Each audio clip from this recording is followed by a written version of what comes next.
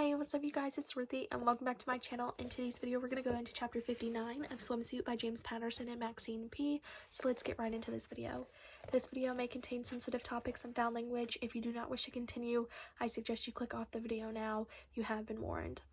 Henry had told Mary Switzer that being in an isolation cell was like being inside his own bowel. It was that dark and stinking that's where the analogy ended, because nothing Henry had ever seen or heard about or imagined could be compared to this filthy hole. It started for Henry before the Twin Towers came down, when he was hired by Brewster North, a private military contractor that was stealthier and deadlier than Blackwater.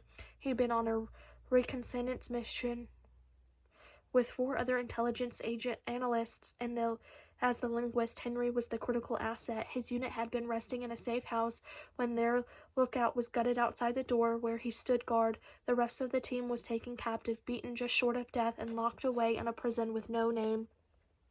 By the end of his first week in hell, Henry knew his captors by name, their tics and preferences. There was the rapist, the one who sang while hanging his prisoners like spiders, their arms chained above their heads for hours, fire-like to use burning cigarettes, ice-drowned prisoners in freezing cold water. Henry had long conversations with one soldier, cocktease, who made tantalizing offers of phone calls and letters home and possible freedom. There were the brutes, and the one who were more refined, but all the guards were sadistic, had to give credit where it was due. They all really enjoyed their work. One day Henry's schedule was changed. He was taken from the cell and kicked into the corner of a windowless room, along with the 3 remaining men from his unit, all bloodied with broken bones and oozing sores. Bright lights flashed on, and when Henry could finally see, he took in the cameras and the half-dozen hooded men lined up against the wall. One of those men grabbed his cellmate and friend Marty Switzer, pulled him to the center of the room, and hauled him to his feet. Switzer answered their questions, saying that he was Canadian, 28, that his parents and girlfriend lived in Ottawa, that he was a military operative. Yes, he was a spy. He lied as expected, saying that he was being treated well, and then one of the hooded men threw Switzer to the ground, lifted his head by his hair, and drew a serrated knife across the back of his neck.